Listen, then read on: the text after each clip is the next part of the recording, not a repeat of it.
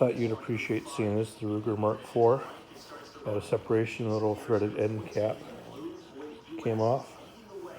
The barrel has a little bit of wiggle to it. Not sure how well that comes out without the end cap. What happened is the GM-22 got carbon locked to the threaded insert that goes in at the end of the Ruger Mark IV. When I unthreaded the cord to take it off the pistol, it took the Ruger little end cap with it. You can kind of see how it should go together. And it gets shoved in.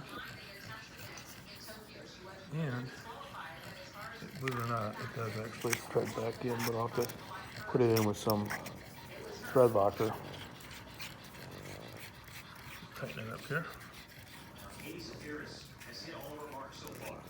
So you can see how it does go back together, but it just pulled that little stabilizing end cap right out.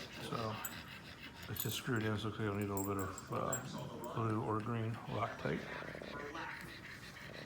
Enjoy.